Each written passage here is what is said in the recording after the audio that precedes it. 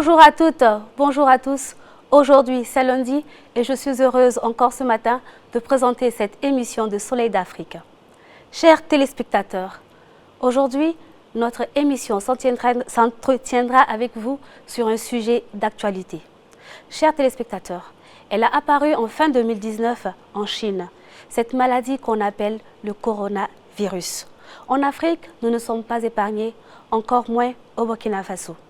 Dans ce numéro de Soleil d'Afrique, nous recevrons sur ce plateau des personnes qui, au regard de la situation, ont accepté de se prêter aux circonstances pour nous parler davantage de ce virus-là. Mais aussi, ils nous donneront des conseils en vue d'intégrer dans notre quotidien les bonnes méthodes pour pouvoir assainir notre vie au quotidien. Chers téléspectateurs, qu'est-ce que le Covid-19? Quels sont les modes de transmission? Quels sont les symptômes? Au cours de cette émission, avec nos invités, nous allons en parler. Allons ensemble à leur rencontre.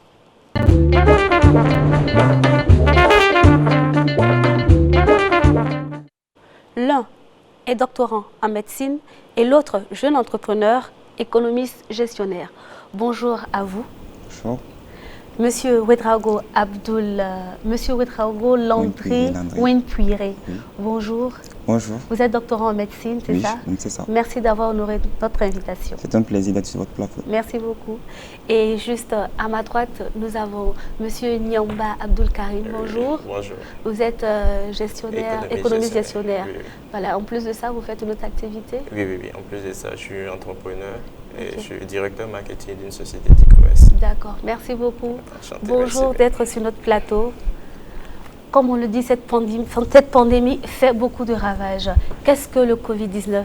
Je me tourne vers notre doctorant en médecine. Alors, déjà, ce qu'il faut savoir, c'est que le coronavirus, c'est une grande famille donc, de virus. Okay. Et dans cette grande famille de virus, il y a donc ce nouveau coronavirus là, qui a été découvert donc, récemment en 2019 okay. donc, en Chine. Et auparavant, il y avait eu donc d'autres coronavirus qui avaient été retrouvés. Donc, je parle là donc, du SRAS, qui est le syndrome donc, respiratoire aigu. Donc, et puis, il y a aussi donc, le syndrome respiratoire donc, du Moyen-Orient. Et maintenant, le nouveau là, qui est le Covid-19, le coronavirus 2019, pour dire l'année à laquelle elle a été retrouvée. C'est juste une maladie qui se transmet donc, par le biais d'un virus. Et ce virus-là a une particularité. C'est un nouveau virus, il est presque inconnu. Donc, okay. C'est ça aussi donc, le défi donc, de ce virus. Et quel est son mode de transmission? Alors, déjà, ce qu'il faut savoir, c'est que le Covid-19, là, il est très transmissible, très facilement transmissible. Et d'abord, il peut passer donc, de l'animal à l'homme, donc l'animal infecté à l'homme, ou soit donc par le biais d'un objet qui est souillé par le virus. Donc, ça peut être les poignées de porte ou encore un stylo ou même le téléphone portable, ou encore donc de l'homme à l'homme, c'est-à-dire une personne infectée qui va le transmettre à une autre personne infectée, peut-être par le fait de parler ou encore tousser ou éternuer. Quand on parle, quand on éternue, on émet donc des gouttelettes et ces gouttelettes peuvent être aspirées donc, par la personne qui est en face de vous. Et c'est parti pour une nouvelle infection. D'accord. Et ses symptômes en fait? Quels sont les symptômes? Alors, ce qu'il faut savoir, c'est comme je le dis, en principe, les virus là, quand on parle de virus, le plus souvent on dit qu'il attaque presque tous les systèmes. Donc ça veut dire qu'on a une symptomatologie diverse. Mais pour celui-là, et en plus donc, de cette symptomatologie diverse là, il s'attaque spécifiquement donc, au système respiratoire. Donc quand je parle donc, de symptomatologie diverse, ça veut dire qu'on peut avoir donc, des courbatures, encore des maux d'articulation, voilà, okay. Ou encore une fatigue générale. Maintenant, au sens propre même, donc je veux dire au plan respiratoire même là, ça va se manifester par, c'est-à-dire une incapacité à bien respirer.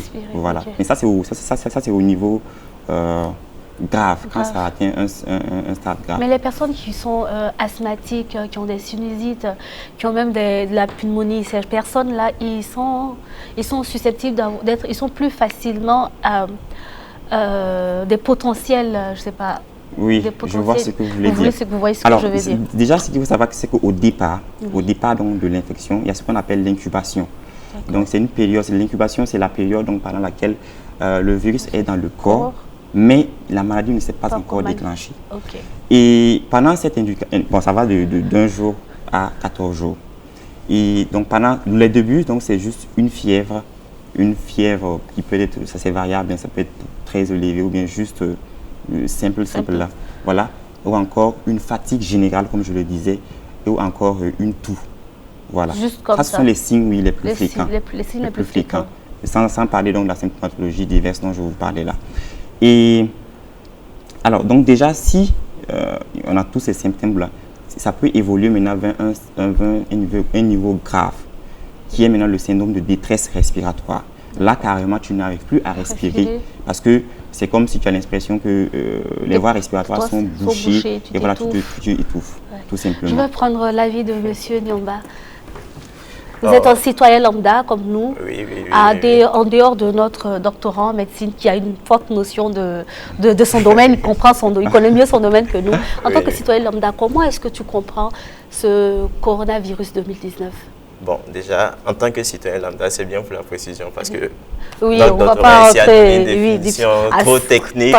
Nous, on donne une définition comme un citoyen lambda. Donc, pour nous, en fait, le coronavirus est un virus que nous avons tous connu à travers les réseaux sociaux et les informations. Et on a su que ça s'est propagé en Chine. Et il se transmet de l'homme à l'homme, comme il a dit, et de l'animal aussi à l'homme, à travers le toucher et tout ça.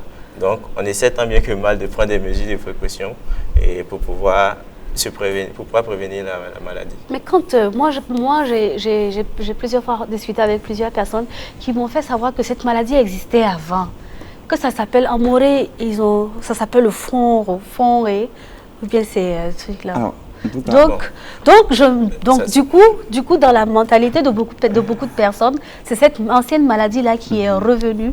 Donc, ils se disent qu'elle est partie avant, elle est revenue. Donc, du coup, il n'y a pas à s'inquiéter. Alors, ça, c'est la discussion que j'ai eue à avoir avec plusieurs personnes, des jeunes aussi comme moi, qui ont cette notion de cette maladie-là. C'est comme ça qu'ils la voient. Donc, quelle précision avez-vous à apporter particulièrement à ça? Déjà, ce qu'il faut savoir, ce genre de choses, c'est très discutable. Oui. Il est possible que ça ait existé. Oui, on m'a même donné l'année 92, 93 et que voilà, ça a même fait beaucoup de victimes. C'est possible. C'est possible. Mais sur un point de vue scientifique, là, ce n'est pas vrai. Parce que ça n'a pas été retrouvé. C'est récemment qu'on l'a retrouvé. Donc, tant que ça n'a pas été, comment dire, ça n'a pas eu cette découverte scientifique préalable, là, nous, on ne considère pas qu'elle était là depuis longtemps. On dit juste qu'elle a apparu en 2019, tout simplement. Oui. Donc, c'est ce qu'il a eu à dire. Donc, on dirait directement que c'est une nouvelle épidémie qu'on a tous connue. Et je pense que c'est tout facile à dire. Oui, j'aimerais pourtant revenir sur la question que vous m'avez posée, que je n'ai pas abordée, qui est assez très importante, c'est celle selon laquelle les personnes asthmatiques ou les personnes âgées sont exposées. C'est très vrai, parce que déjà, ce qu'il faut savoir, c'est que ce qui peut coûter donc, la vie donc, à un patient infecté, c'est le fait qu'il ait un système immunitaire très, très défaillant. Ok. Voilà. Et donc, les personnes qui ont des maladies telles que le sida, sont fortement exposés. Donc, je prends le cas donc, du pays de l'Afrique du Sud où il y a 20% de la population qui est atteinte par le sida. C'est-à-dire, si le virus arrive là-bas, ça va causer des ravages. En plus de ça, il y a donc ceux qui ont déjà un terrain donc, de détresse respiratoire, des gens qui souffrent déjà de problèmes respiratoires, ils sont déjà exposés à des problèmes graves, c'est les asthmatiques plutôt. Ceux qui fument aussi. Ah, les fumeurs, il faut bien préciser. Et même les fumeurs aussi, ils peuvent... Ok. Facilement. Et ça peut devenir donc grave et il faudra donc tenir compte de ça. Je sens qu'aujourd'hui, là, les fumeurs ne seront pas contents. Hein? Nous allons marquer une pause et nous reviendrons avec nos invités.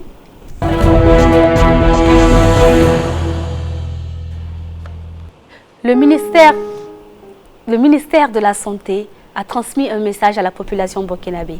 Allons ensemble le découvrir.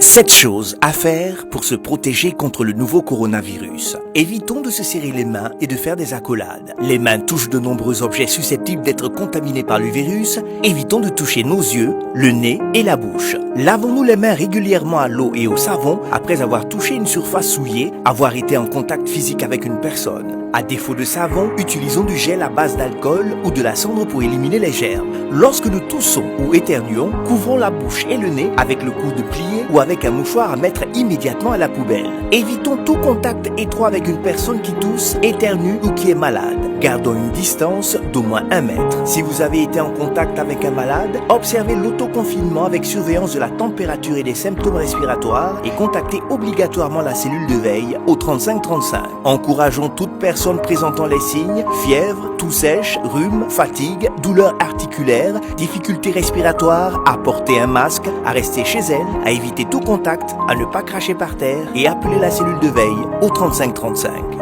Ceci est un message du ministère de la Santé.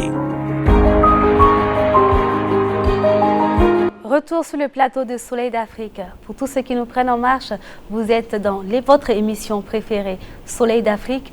Et vous suivez actuellement le débat, la discussion, pas le débat. Parce qu'un débat, ça va être houleux. Pourtant, on n'est pas là pour ça. C'est juste une discussion, des conseils et puis une causerie sur le sujet d'actualité santé qui est le coronavirus.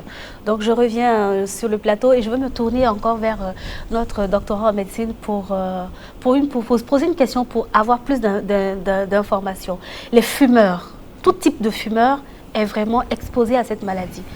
Parce que Tout simplement parce qu'ils ont déjà affaibli leur appareil respiratoire.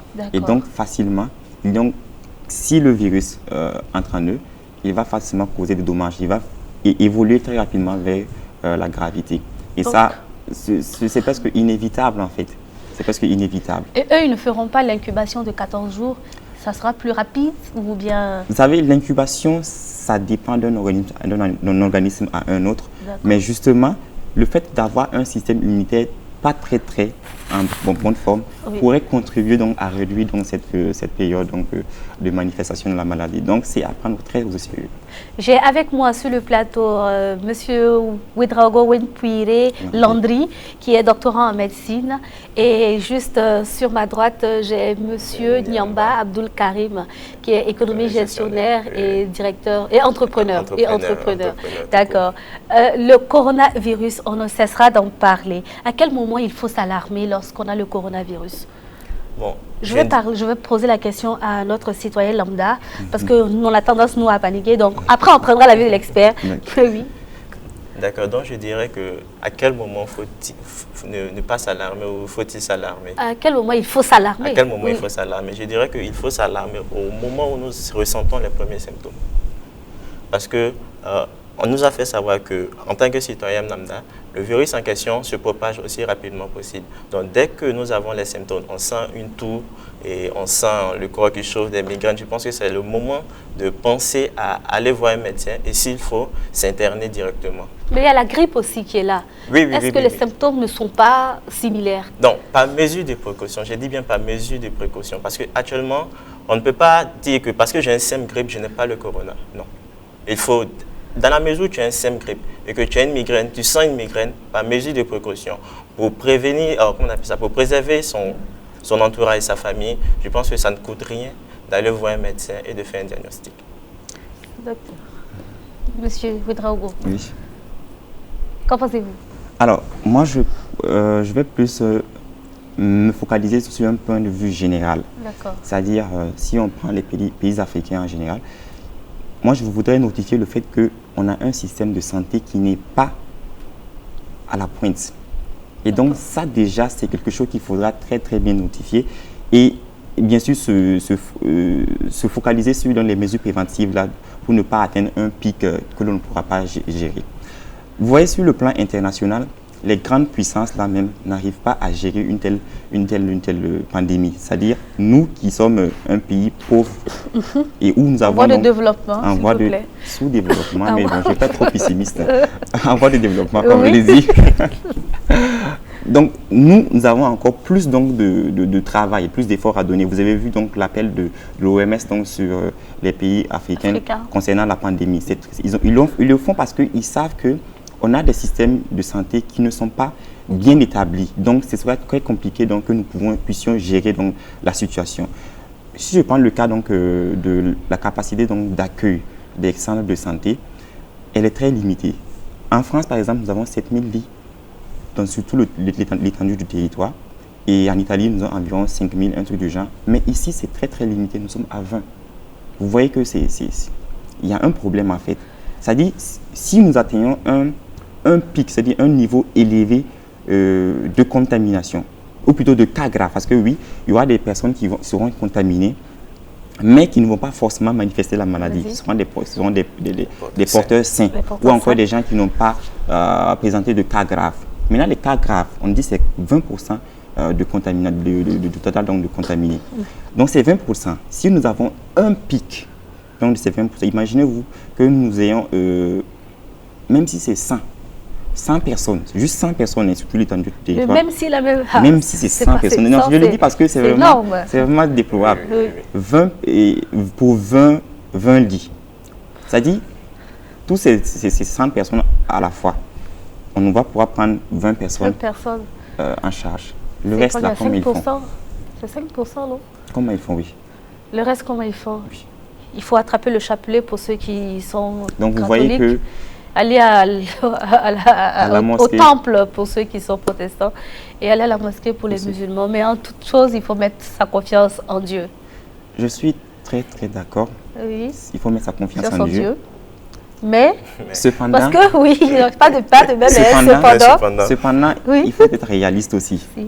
Et Dieu, toi et le ciel va t'aider. Voilà. On a demandé aux gens de rester à la maison, de rester confinés chez eux.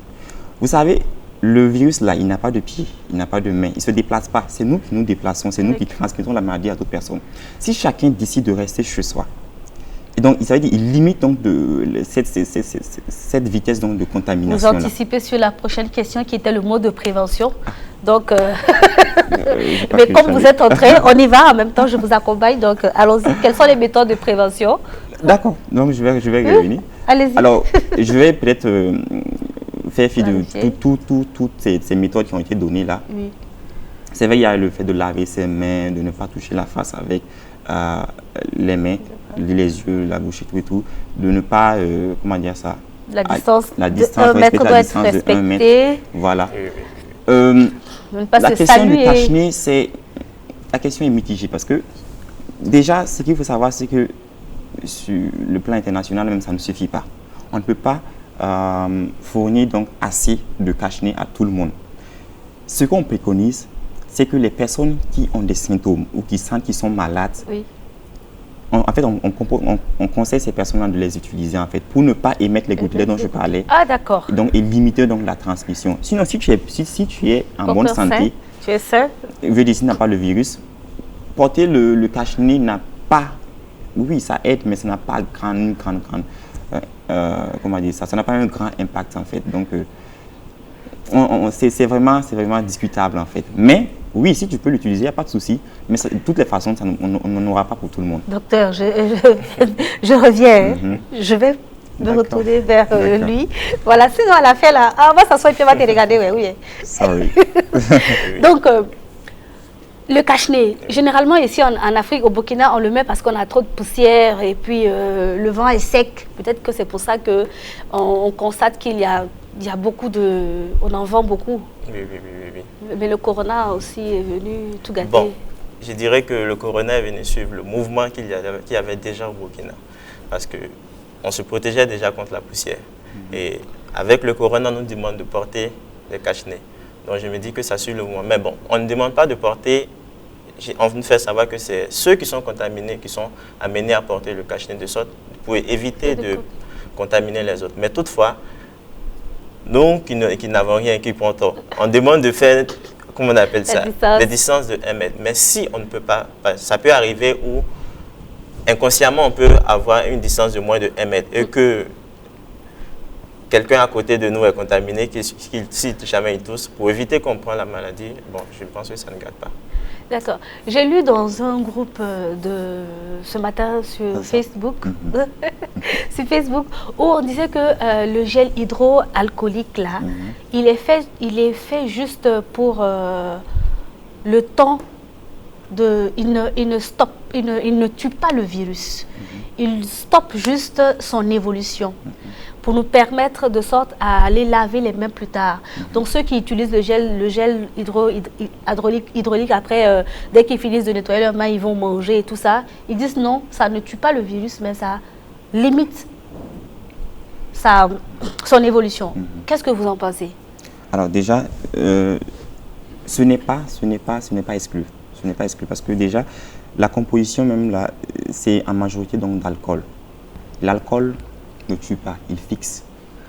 D'accord. Vous voyez, donc oui, ça va réduire, mais bon, moi personnellement, je préconise donc d'utiliser le savon, de laver proprement donc les mains avec le savon en utilisant. Vous savez, il y a comment dire ça, un guide qui a été mis en place par l'OMS sur les méthodes donc, de lavage des mains. C'est-à-dire, vous suivez juste cette méthode de lavage des mains là. Et ensuite, maintenant, vous pouvez avoir votre gel là que vous pouvez utiliser partout. Voilà. Mais bon, de là, l'utiliser chaque fois pour manger, bon, je crois que c'est quand même abusé. Je pense que c'est ce qu'on fait souvent. Hein. Moi-même, je ne savais pas. Donc, quand j'ai vu, je dis, dis donc, bon, ce matin, on va en parler. On va poser la question à notre doctorant pour voir. Merci pour l'éclaircissement. Et oui. Toi aussi, tu pensais comme moi ou bien? Oui, donc, concernant le gel, en fait, certes, ça stoppe qu'on appelle ça, le virus sur la main, mais le Burkinabé ne connaît pas, en fait, je dirais que l'Africain n'est pas aussi bien informé que ça.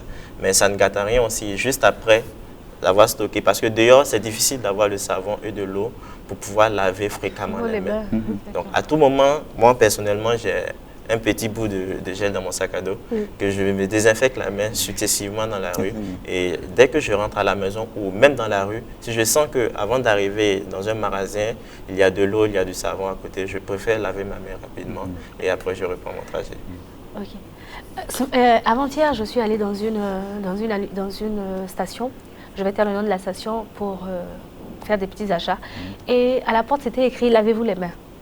Après avoir lavé mes mains, je suis rentrée et j'ai vu il y a une dame qui était en discussion, une discussion très houleuse avec un monsieur qui n'a pas lavé les mains justement. Elle lui a dit de ressortir pour laver les mains et le monsieur a dit non, qui s'est lavé le matin.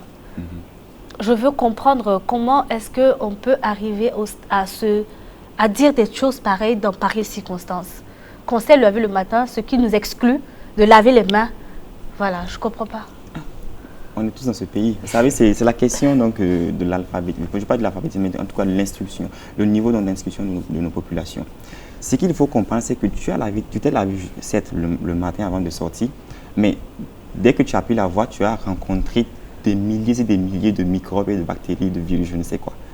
Donc déjà, ça ne tient pas en fait de dire, parce que là, même dans l'air que nous respirons, il y a plein de bactéries. Oui. Donc, dire que je me suis lavé les mains, ce n'est pas quelque chose de fiable. En tout cas, c'était un homme qui a dit ça. C'est un homme qui a dit ça. Pourquoi un homme? Non, parce que c'est un homme qui avait la discussion avec la dame qui a dit qu'il s'est lavé les mains. Moi, j'ai juste fait le rapport. Vous savez, moi aussi, à un moment donné, je suis papato. Moi, je vois des femmes qui disent ça. Il y a des dames qui disent bon, d'accord. Mais c'est moi qui ai soulevé le cas. Elles diront même, je me suis lavé hier. C'est moi qui ai soulevé le cas. Vous avez quel problème? Monsieur Nyamba. Oui. C'est Nyamba, c'est ça? Oui, c'est Nyamba. C'est de quelle région du Burkina? Bon, je ne maîtrise pas très bien les régions. Vous êtes de quelle région? Mais je suis Samo. Samo. Je suis de Nayala. Ah, Samo de Nayala. Oui, je suis très heureuse. Et vous êtes Moussidou? Je suis un prince. Waouh! Un esclave, oui. D'accord. Je me mets en retrait et puis je vous regarde. Allez-y. Je veux dire, j'ai du sang noble qui coule dans mes veines, en fait. Waouh! L'affaire n'est pas simple. Non, vous savez, les esclaves ont tellement voulu être à la place des Samo, des rois, qu'à tout moment, ils vont crier haut et fort qu'ils sont des princes ou qu'ils sont des princes. Mais le Samoni ne parle pas. Il sait qu'il est au-dessus, il vous regarde, vous sautez. Qu'avez-vous à répondre? Moi, je suis à Guise. En réalité, je voulais répondre, mais j'aurais voulu avoir mon téléphone portable pour utiliser un sticker et le répondre. Ah? Mais bon, c'est pas l'évolution, les gens, ils font comme ça. Et puis sticker. Monsieur Yoma, vous faites quoi en dehors d'être économiste gestionnaire? En dehors d'être économiste gestionnaire. Et entrepreneur aussi? Bon, en dehors d'être économiste gestionnaire, en formation, il faut préciser. En formation, oui. Oui. En dehors d'être économiste gestionnaire en formation, je suis, comme je l'avais dit auparavant, promoteur d'une société de e-commerce. Et je dirais que pour le moment, je ne fais que ça en fait. Le e-commerce? Oui, le e-commerce, oui. D'accord. En cette période-là où le Covid-19 sévit, vous pensez que la méthode e-commerce peut être avantageuse? Oui. Parce que en fait, il faut voir dans la mesure où un client qui fait un achat, il reste chez lui. Parce que dans les mesures de prévention, on nous a demandé de se confiner, de se déplacer le moins possible. Donc le fait de rester à la maison et de pouvoir faire ses achats directement par une application et dont la personne en fait va venir, le fournisseur en question va venir vous livrer votre article à la maison. Déjà vous êtes à la maison, vous avez limité ou vous limitez le risque de pouvoir vous contaminer. Et le fournisseur en question, l'agent de e-commerce en question va prendre des mesures de précaution pour pouvoir conserver l'article en question pour éviter que le produit soit contaminé et lui-même il se protège, il vous protège et facilement on arrivera à endiguer l'épidémie. Son aussi au Burkina Faso, vous pensez que cette méthode-là peut avoir un impact? Bon, vous saviez qui ne risque rien n'a rien. D'accord. Cette méthode fait ses preuves en France. Je ne veux pas comparer directement ces deux pays, c'est vrai que mais c'est un exemple que nous pouvons suivre. Dieu merci, il y a assez de sociétés, de nouvelles entreprises comme la nôtre qui offrent des services du e-commerce. Il y a déjà des personnes qui font ces achats. Et du moment où il y a assez d'offres, il y a assez de sociétés d'e-commerce, donc facilement, on arrivera à endiguer l'épidémie en se confinant et en restant à la maison en recevant ses articles comme il se doit. Qu'est-ce que vous en pensez? Alors, je ne suis pas un spécialiste. Donc là, je vous prends en tant que profane alors. Ah oui, Voilà. je suis un profane. Je crois que, comme il a dit, je crois que c'est le recours. C'est le recours. Il y aura un moment, bon, on n'espère pas, mais si la situation se dégénère, on sera obligé de faire recours donc, à cette méthode donc, de commerce-là. Parce qu'il va falloir que les gens restent confinés chez eux.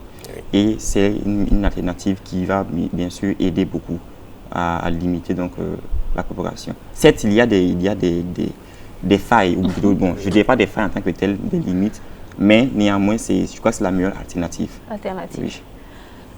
Je suis entourée de deux personnes formidables qui ont accepté de se prêter au jeu de discussion avec moi ce matin. Merci, sur le plateau de Soleil d'Afrique. L'un est Moussi, prince, l'autre est Samo, roi.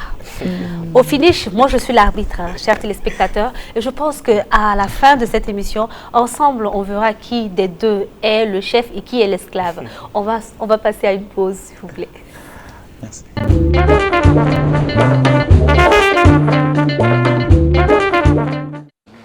Chers téléspectateurs, nous avons des 1000 astuces pour vous en cette période de Covid-19, coronavirus. On espère qu'elle pourra vous aider dans vos petits gestes quotidiens. 1000 astuces. Qu'est-ce que le gargarisme? Pourquoi faire du gargarisme? Le gargarisme permet de traiter localement une muqueuse irritée en assainissant la gorge et l'ensemble de la bouche. Docteur, c'est bien vrai? Oui, c'est vrai. D'accord. Donc, avec l'accord de notre doctorant en médecine, on va continuer avec l'astuce? D'accord. D'accord. Donc, dès le premier picotement, nos grandes-mères, elles avaient la préférence de l'eau salée. Donc, l'eau salée, c'est quoi? Elle aide à éliminer l'excès de liquide de tissu gonflé et enflammé, responsable de la douleur dans la gorge lors de la déglutition. C'est bien ça, docteur? Alors ça, je ne saurais le confirmer. C'est les petites astuces de nos grandes-mères. Je ne saurais le confirmer. C'est possible. Moi, je l'ai testé. Moi, je l'ai testé et ça a aidé. Oui, j'avais une inflammation à la bouche. On m'avait enlevé la dent. Voilà. Donc, lorsque j'ai fini tout ça, les petits soins, avant de rentrer, on m'a conseillé de prendre un verre d'eau chaude, oui, ou bien de l'eau en ébullition, ou de l'eau qui est en train de, quand ça veut bouillir là, de mettre du sel à l'intérieur, de remuer, de pencher un peu la tête en arrière, voilà, et de mettre l'eau salée dans la bouche, patienter quelques minutes, reverser, de le faire ainsi plus de 4 à 5 fois dans la journée, et ça va apaiser la douleur. Alors, je l'ai fait, ça a marché. Alors, moi, j'aurais été intéressé donc, de rencontrer ces grandes-mères-là qui ont cette astuce. Parce qu'en fait, en réalité, c'est ça la science. Tant qu'il n'y a pas eu d'études scientifiques qui aient prouvé donc, cette vérité-là, on ne peut pas la prendre comme une vérité. Mais cependant, on se base sur cela comme un constat et on approche les intéressés pour en savoir plus. Merci, docteur. Vous voyez, c'est pas simple. On dit astuces de grand-mère. 1000 astuces, petits secrets de grand-mère pour nous aider au quotidien. Docteur, toi, tu viens de dire que ça n'a pas été prouvé quelque part. Il faut laisser ça là. D'accord. 1000 astuces de grand-mère. Et je pense que plusieurs personnes l'ont essayé chez eux. Plusieurs personnes l'ont testé et ça a marché. En plus de ça, le gargarisme en cette période-là permet d'éliminer les saletés que nous avons dans la gorge.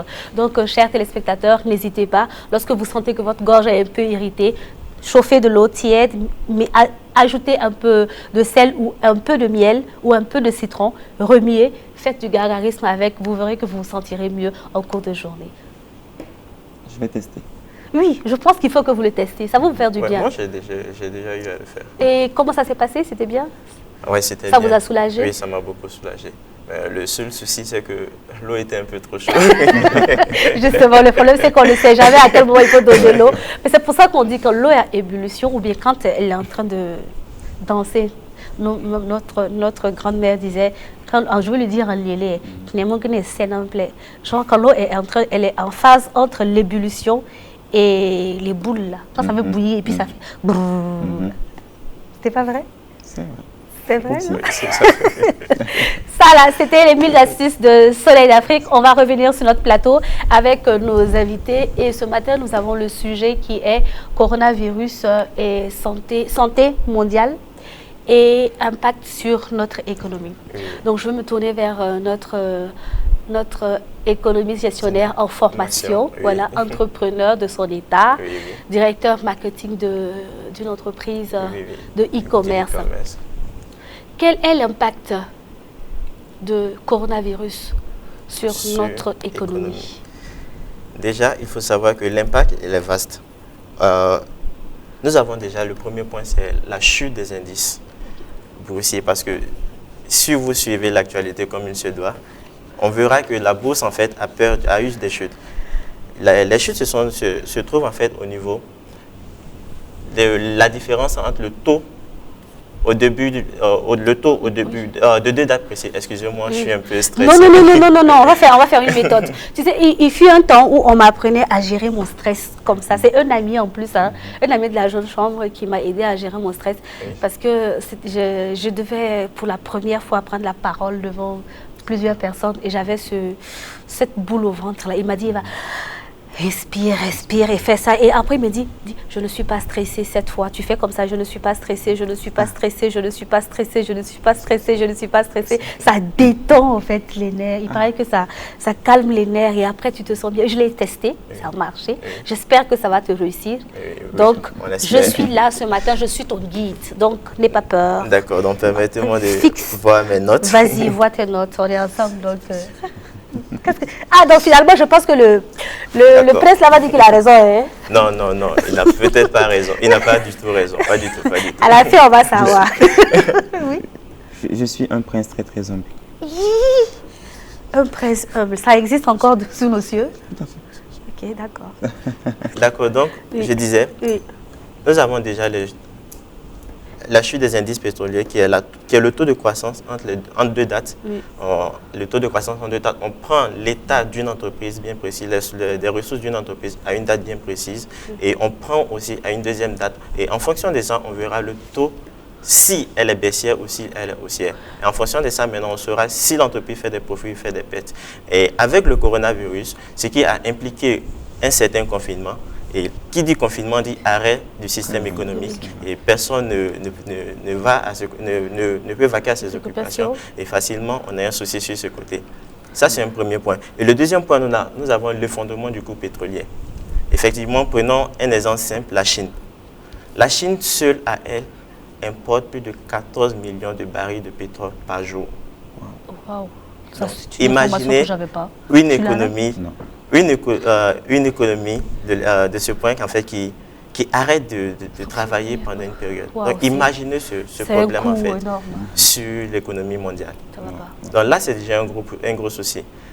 Et le même cas de la Chine, et le fait que la Chine n'arrive pas à travailler convenablement, et ça impliquait aussi d'autres effets sur d'autres pays. On a la France aussi qui a le même problème, l'Allemagne, l'Italie. Donc, en gros, voilà. Il y a un gros souci sur l'économie. La Chine, à elle seule, représente 20% du PIB mondial. Wow. Parce que nous tous ici... Le Burkina Faso a combien? Ah, ça là. nous tous ici avons déjà fait des achats en ligne. Nous tous ici, en Chine bien précis, je prends le cas des SIM cash que nous utilisons. Ce sont des produits qui sont importés de la Chine. Donc imaginez que si la Chine arrête sa production, que va devenir le monde? Ça va avoir un impact aussi sur... Et ça, c'est uniquement que la Chine. On a aussi l'Amérique et tout ça qui ont un souci aussi. Maintenant, il y en a un autre point aussi, on a le risque de récession sur d'autres pays. Maintenant, le risque de récession, c'est quoi? C'est qu'on a des pays, on reste toujours dans le cas du pétrole, des pays qui ne sont pas exclusivement producteurs de pétrole. On prend le cas du Nigeria, qui est le premier producteur de pétrole en Afrique. Mais le fait que, qu'on appelle ça, le Nigeria ne produit pas uniquement que le pétrole. Et elle a d'autres activités. Mais le fait qu'on a un souci sur le pétrole et que le pétrole est le bien le plus utilisé dans le monde, donc ça va entraîner aussi d'autres répercussions sur l'économie du pays en question. Donc, ça va créer une relation en chaîne. Donc, plus il n'y a pas de production de pétrole, plus la chaîne s'arrête et successivement, on a un gros souci. Maintenant, on a un autre point encore, c'est que quoi? C'est que le fait que l'activité s'arrête carrément, on va prendre le cas du Burkina, le fait que l'activité s'arrête. Qui dit activité économique s'arrête, dit arrêt de, qu'on appelle ça? Fonctionnement du pays ou quoi? Pardon? Arrêt du fonctionnement Oui, arrêt du fonctionnement économique du pays. Donc il n'y a plus de transfert de ressources et arrivé un moment, on va atteindre un statut où on n'a plus d'argent pour pouvoir faire les transactions facilement. On les foutu, et ceux qui aiment prendre crédit là, ils vont faire comment? Dans la mesure où avec la banque fait des prêts. Avec le virus, la banque fait des prêts à des citoyens lambda. Et ces citoyens lambda, arrivé à un moment, ils ont un problème pour pouvoir rembourser ces prêts-là. Et quand ils ont un problème pour pouvoir rembourser ces prêts, qu'est-ce qui va arriver? La banque n'aura plus d'argent pour pouvoir restituer le fonds des personnes qui sont venues investir en banque. Qui sont venues, bon, pas investir, mais faire des dépôts en banque. Donc si on n'a plus d'argent pour pouvoir rembourser ces personnes, ces personnes, à cette période bien précise, ils ont besoin d'argent pour pouvoir faire des provisions. On aura encore un gros souci sur l'économie. Wow. Comment faire pour faire face à cette pandémie? Face à cette pandémie, sur le plan économique, on va peut-être demander en fait on va faire appel, on reste toujours sur le plan du Burkina, on va faire appel aux commerçants, on va faire appel à leur esprit patriotique du commerçant, parce qu'on a un souci, c'est que quoi? Nous sommes dans un marché. Quand l'offre augmente, la demande est statique, la demande est croissante. Dans la mesure où c'est difficile, les transactions entre les pays sont un peu compliquées. Donc l'offre augmente, la demande est constante, le prix du produit va augmenter. On l'a remarqué avec les produits on remarque plutôt avec les gels hydroalcooliques et même aussi avec les cache-nez. À un moment donné, les prix ont chuté. Oui. On a assisté à une flambée de prix. Ça, c'est un gros souci. Et souvent, ce n'est pas la faute aussi des commerçants en tant que tel, mais plutôt des grossistes. Parce que les grossistes profitent du marché en question. Et c'est normal, en fait. Tout commerçant, tout individu lambda est rationnel. Il cherche à maximiser son profit. Mais dans ce cas-là, c'est comme je l'avais dit, on va faire appel à l'esprit patriotique en demandant aux commerçants, aux grossistes de garder le prix constant comme il est suggéré par les sociétés qui produisent le produit, de garder fixe le prix du produit pour que Le citoyen lambda, comme nous sommes, ait le moyen nécessaire pour pouvoir acheter le produit. Et faire aussi appel à l'État, bon, pas à l'État entièrement, au ministère du Commerce, de penser à, comment on appelle ça, à stabiliser le prix, à faire envoyer des produits en question et veiller à ce que les commerçants respectent ce prix-là. Parce qu'il n'y a pas de... il y a, comment on appelle ça? Il y a le syndicat j'ai oublié le terme adéquat. Des commerçants? Non, pas des commerçants, des consommateurs. Oui. Des consommateurs qui peuvent peut-être lutter contre ça, influencer sur le trafic des prix pourquoi avoir une certaine stabilité des prix. Pour que le citoyen en question lambda puisse acheter le produit. Oui. Notre ami doctorant en médecine, quelles sont les dispositions à prendre sur le plan économique?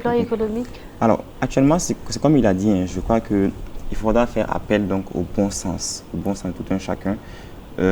Certes, il y a des gens qui vont s'enrichir donc par cette situation-là. Oui, il en va de soi. Mais il ne sera pas aussi profitable que cela parce que plus la contagion avance, plus on sera tous plutôt affectés par la situation. Et donc, mieux vaut revenir au stade, je veux dire, à l'état normal, comment dire ça, que l'on connaissait là, et essayer donc de faire votre profit sur autre chose, je ne sais pas.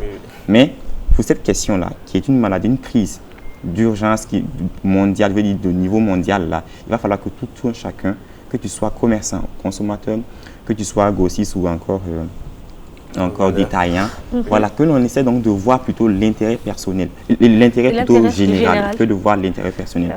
Ailleurs, je vois que j'ai vu des posts donc sur les réseaux sociaux où il y a des gens qui s'investissent plutôt à produire des cache-nez qu'ils offrent gratuitement aux gens. C'est cet esprit-là que l'on veut en fait.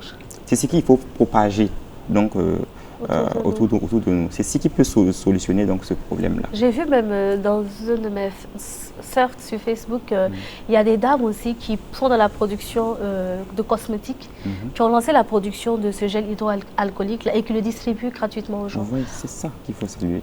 Donc il faut que tous les entrepreneurs aussi, tous les entrepreneurs le font. Oui. Voilà. Ouais, nous, on s'occupe plutôt de la distribution du produit en question. Vous pouvez le faire gratuitement aussi.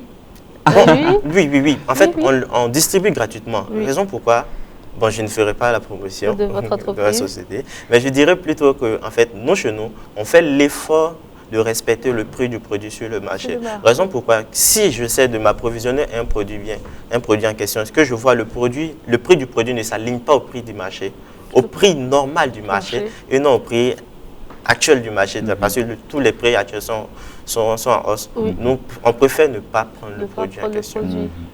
On préfère ne pas prendre le produit en question et on préfère plutôt vendre un produit au prix normal. Raison pourquoi actuellement, je pense que, et j'appelle aussi à tous mes collègues en fait du secteur du e-commerce de penser à stabiliser le prix de leurs produits et de ne pas trop élever le prix du produit en question sur le marché parce que il faut penser aux personnes qui n'ont pas les moyens nécessaires pour pouvoir se procurer le produit et qui ont le droit à la vie, comme tous. Oui, je veux peut-être qu'il me donne peut-être son avis sur... Parce que là, je voyais récemment, vous voyez, quand la crise sévissait en Chine, on voyait que le gouvernement avait pris des dispositions pour que chacun ait ce dont il a besoin donc, chez lui à la maison. Est-ce qu'une telle initiative est envisageable au Burkina Faso? C'est-à-dire l'État si on arrive à... Si l'État décide de confinement total des gens, radical, tout le monde chez soi, voilà, là, c'est vraiment la question. Il peut être rentrer en contact avec vos structures là, votre structure pourrait arranger la situation. Oui, en fait, c'est faisable parce que facilement, nous, on peut s'occuper de la distribution. Parce que nous sommes en quelque sorte une société de livraison en plus. Une société d'e-commerce qui fait des livraisons à domicile directement. L'État peut passer par nous pour pouvoir facilement redistribuer les marchandises, les denrées alimentaires à toute la population. Parce qu'il y a une triste réalité aussi, c'est que la population a un souci de connexion Internet. Non, mais à défaut, mettre un numéro vert à la disposition de la clientèle. si jamais nous devons arriver à un confinement total. Oui, si jamais, on espère. On espère pas. On espère qu'on ne va pas arriver. On va pas arriver là. Voilà. Vous pensez que le couvre-feu qui a été instauré là peut amener les populations à une prise de conscience de la situation véritablement? Honnêtement, je crois que quand on parle de prise de conscience, c'est un peu... Non, oui, en fait, je comprends ce que je dis. Oui. C'est-à-dire, ça dépend donc du message et de comment aborder donc cette population-là. Oui. Visiblement, on est têtu. Visiblement, on est têtu. Et je ne dis pas que le couvre-feu, c'est la solution idéale, adéquate, mais elle contribue beaucoup à réduire. Je crois qu'elle est d'une importance aussi considérable. Vous savez, avec ce confinement, et je dis plutôt ce couvre-feu, ce confinement, voilà, les deux. Les gens, les débits de boissons seront bien sûr fermés, les aires de jeu, tout ce qui donc pourrait rassembler les gens là, et toute chance a été détruite en fait. Donc oui, à quelque part, ça aide. Mais c'est pas la population ne capte pas le message de cette sorte. C'est essayer de voir comment est-ce que faire comprendre à cette population-là que l'objectif, ce n'est pas de vous garder chez vous. C'est parce que je suis sûr que le président du Faso n'en a rien à foutre que les gens restent chez eux ou pas. Il veut plutôt que la solution puisse se régler. Et c'est l'un des moyens qui pourrait contribuer à la chose. D'accord. Vous pensez que c'est... Oui, en fait, il faut prendre un exemple simple. On va prendre le cas de la Chine. Comment la Chine a pu éradiquer, bon, je ne dirais pas éradiquer, mais ils sont en voie d'éradication carrément de l'épidémie. C'est uniquement par le confinement. On confine, oui. Non, j'ai pensé à quelque chose qui m'a fait un peu rire là. Burkinabé confiné. Non, déjà, en fait, que c'est pas simple. Non, je prends un exemple. Non, mais je prends un exemple simple. Vous saviez, pour ne pas arriver au confinement total et que le président a peut-être eu la même pensée que vous. Raison pourquoi on a parlé d'abord à limiter le confinement. Et le confinement est de limiter le confinement et de faire des sorties, de sortir le moins possible, de sortir uniquement que quand il est nécessaire. Vous savez qu'avec moi, les soirs, toute sortie de nuit n'est pas aussi nécessaire que ça. Ah, il y a des gens qui te diront que ça dépend, hein? Non, en fait, non. Il y a des gens qui ne vivent que la nuit. Non, mais je parle de la majorité. Généralement, quand un Burkinabé sort la nuit, qu'est-ce qu'il fait? C'est pour aller s'asseoir dans un petit bistrot. Pas peut-être dans un grand air de débit de boisson, mais c'est sûr qu'il ira dans un débit de boisson. Donc, pour limiter cela, on demande à tout le monde de rester à la maison à partir de 19h. Et comme on ne peut pas aussi faire un confinement radical la journée, qu'est-ce qu'on fait? On nous laisse sortir la journée. Mais de faire l'effort de respecter les consignes de sécurité et de prévention données par l'OMS. Bon, ce sont les consignes que nous connaissons. Rester à 1 mètre, se protéger comme il se doit. Et tousser entre les coudes. Et les citoyens qui ne respectent pas ces mesures-là? Bon. Parce que je vois sur la toile actuellement que beaucoup de citoyens se plaignent de certaines méthodes utilisées par les FDS. Bon, je ne suis pas ici pour juger ni pour faire un débat. Hein. On est en train de causer entre nous. Et c'est sûr que ce que nous disons, beaucoup aussi le ressortent chez eux dans toutes leurs causeries. Donc peut-être aussi avec nos idées réunies, on arrivera à trouver peut-être une solution pour faire passer ce message-là à nos frères, à nos sœurs et à nos mamans, à nos oncles qui sont dehors malgré l'interdiction. Oui. Je dis que quand il y a une situation qui implique tout le monde et que l'on sort une note pour solutionner le problème, il est important que chacun fasse donc de son mieux pour respecter ces consignes-là. Voilà. Tu te sens têtu, tu te crois malin que les autres ou encore invincibles, tu sors et que les FDS te frappent. C'est toi tu l'as cherché en fait. Si tu étais resté à la maison, tu n'allais pas venir te frapper chez toi. Je ne défends pas les FDS. Non, je ne défends pas les FDS. Les gens là-bas tombent sur nous. Je dis juste que... Ils vont dire que nous, on veut qu'on les frappe. Non. Je dis juste que si nous restons chez nous, bien sûr, on n'aura pas de problème. Et je crois que c'est la meilleure chose à faire. Hein. Certes, on ne veut pas faudrait pas aussi causer d'autres problèmes en frappant les populations. Mais oui, si c'est nécessaire pour qu'ils se... Je peux? Oui, vas-y. D'accord, donc c'est pour ça qu'on est là. Hein. Vas-y. D'accord, donc concernant en fait le couvre-feu, Vous savez, hier même, j'échangeais de ça avec une amie. Nous sommes têtus. On nous a demandé un confinement. On nous a demandé de rentrer d'être chez soi à partir de 19h jusqu'à 5h du matin. Le premier jour, on peut comprendre que l'information peut ne pas parvenir à tout le monde, peut ne pas passer à tout le monde. Mais le deuxième jour, on peut voir des personnes dehors. En fait, le Burkinabé ne voit pas réellement, comment on appelle ça, la portée du virus en tant que tel. Le Burkinabé ne voit pas la portée du virus comme il se doit, ne voit pas la dangerosité du virus. Raison pourquoi il se permet de sortir. Parce que ça m'a fait rire de voir hier à la télé un jeune qui dit qu'il sort juste pour voir si les policiers vont peut-être le poursuivre ou si les policiers patrouillent comme il se doit. C'est ce genre de personnes. Et il n'est pas le seul à avoir cette mentalité. Qu'est-ce qu'on peut faire de ces personnes-là? Il y a un problème.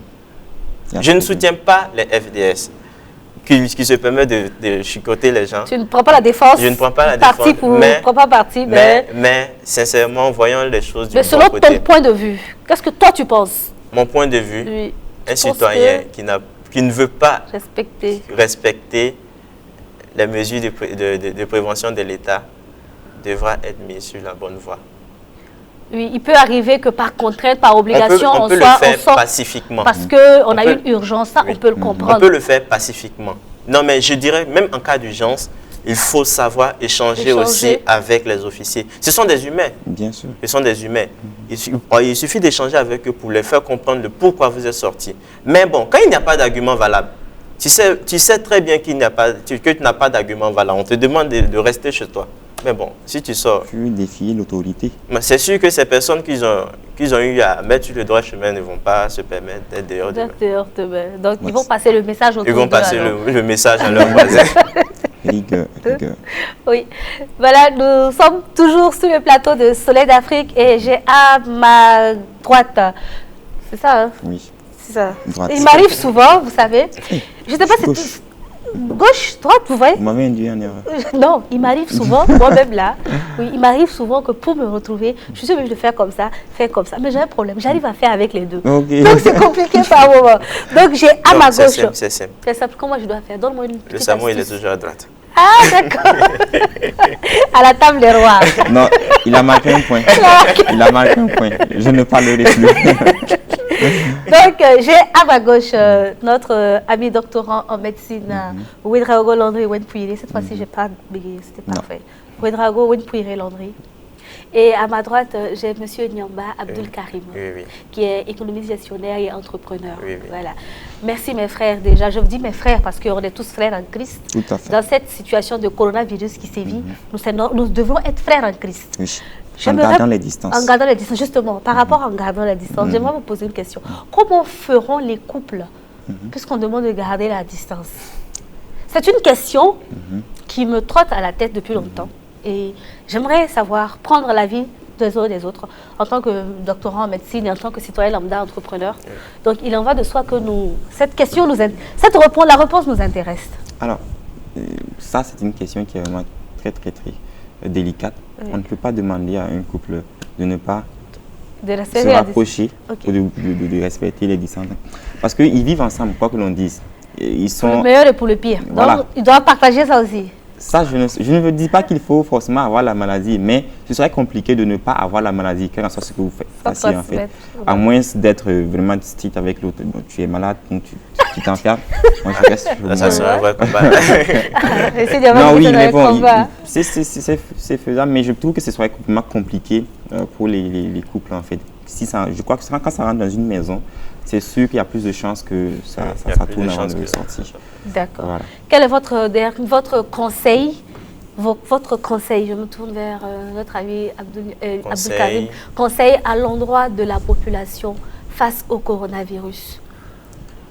À l'endroit de la population face au coronavirus, je vais faire un appel, un cri de cœur si je dois le dire. Ton fils. D'un enfant du peuple. D'un enfant du peuple. D'un enfant du peuple. C'est de quoi? Faire l'effort de respecter les consignes de prévention du virus. L'épidémie est vraie. Nous avons tous ici, en fait, vu l'exemple comme l'état en fait de l'épidémie dans les autres pays et en Afrique. Ça n'arrive pas qu'aux autres. Dans les débuts, on était là, on riait, on dit ça ne touche pas les Africains, ça ne fait pas ça, ça ne touche pas les jeunes et tout ça. Mais nous avons tourné, le virus est à notre porte. Vous n'avez pas dit qu'il est dedans. Je vais demander à la nation de respecter les mesures de prévention, faire l'effort. On ne demande pas de se confiner totalement, mais si l'occasion se permet, de rester à la maison. Chez moi, je ne sors quasiment plus de la maison, ça fait un bon moment. C'est pour pouvoir être ici sur ce plateau ce matin que je suis sorti. Et avant de sortir, même, on me demande on me redonne encore les mesures de prévention, de respecter ces mesures de prévention et tout ça, et pour pouvoir entrer sain et sauf et éviter de contaminer la maison. Parce que quand un individu de la maison est contaminé, tout le monde. Vraiment, merci pour la présence. Merci pour la lumière que tu ajoutes à Soleil d'Afrique. Parce que c'est vrai que tu t'es auto-confiné, mais on t'a appelé, tu es venu. Barka. En Samo, on dit comment? Non, c'est le même Barka. C'est Barka aussi? Oui, c'est Barka aussi. Vous voyez qu'il vole les mots. Non, je ne dirais pas qu'on vole. Vous êtes tellement resté avec nous que vous avez fini par copier sur nous. Ok, donc je retourne vers notre doctorant en médecine, M. Ouedraogo Landry Wenpuiré. Quel est votre conseil à l'endroit de la population? Alors, mon appel s'articule sur 3 points. Donc, le premier, comme il le disait, le respect des consignes. Et bien sûr, cet esprit patriotique et tout là. Parce que cette situation-là ne pourra pas se régler par un miracle. Il y a quelque chose qui est clair. Si nous ne respectons pas ces mesures-là, il y aura un pic de contamination et il y aura forcément des dommages que nous allons tous subir. Donc, faisons l'effort de suivre la chose, ce qui a été dit, et donc pour que ça passe rapidement. Et le deuxième point, c'est peut-être, comme je suis de la santé, je crois que c'est aussi important donc, que les gens, ceux qui croient qu'ils ont des symptômes, bon, je ne vais pas dire croire, mais ceux qui présentent les symptômes et qui sont dans les cas d'urgence, d'appeler le 35-35 pour, bien sûr, prise en charge. Voilà, être pris en charge. Voilà, c'est très important. Et ne pas immédiatement courir vers les centres de santé quand vous savez que vous avez été exposé, vous avez été en contact avec quelqu'un qui a été malade, qui a été confirmé malade donc, du Covid-19, ou encore si vous présentez des signes qui sont très très spécifiques dans la maladie. Si vous partez dans un centre de santé, vous allez contaminer d'autres personnes. Et ça, ce n'est pas donc, la meilleure chose à faire. Donc, c'est appeler d'abord le centre 35-35. Le dernier, c'est concernant les fake news. Actuellement, la psychose est répandue. Il ne faut pas faire partie donc, de cette chaîne-là, en fait. Si vous avez une information que vous avez reçue donc, de quelqu'un ou qui que ce soit, si ce n'est pas vérifié, ou si vous ne savez pas, vous ne connaissez pas la véracité donc, du propos, ne le transmettez pas. Ne transmettez pas donc, cette psychose-là donc, au sein de la population. Je crois que ça aussi, c'est un esprit, je ne vais pas dire patriotique, mais en tout cas de bon sens qu'il faudra prendre en compte aussi. Merci beaucoup. Merci à nos invités. Merci d'avoir honoré notre plateau par votre présence. Chers téléspectateurs, le coronavirus n'est pas un fake. Ce n'est pas de la fiction. Il est là, il n'est pas à notre porte, il est déjà rentré chez nous. Qu'est-ce que nous devons faire? Quelles sont les mesures de prévention que nous devons, quelles sont les mesures que nous devons prendre pour nous préserver, nous et ceux qui sont autour de nous? Nous vous en supplions, nous vous en supplions. C'est un cri de cœur de Soleil d'Afrique. Respectez les consignes sanitaires qui vous ont été données. Respectez le couvre-feu de 19h à 5h du matin. Lavez-vous régulièrement les mains. Lavez-vous régulièrement le corps. Prenez soin de tous ceux qui sont autour de vous. Faites passer le message parce que seul, on ne va pas y arriver. C'est ensemble et en se comprenant que nous allons réussir ce combat-là qui est nôtre. Ce n'est pas une maladie de blanc. Coronavirus, là, ce n'est pas maladie de riche. C'est une maladie qui s'appelle maladie. Ça veut dire que ça ne trie pas. Ça ne cherche pas, je suis riche, je suis pauvre, je suis blanc, je suis noir, je suis jaune. Non, elle existe vraiment.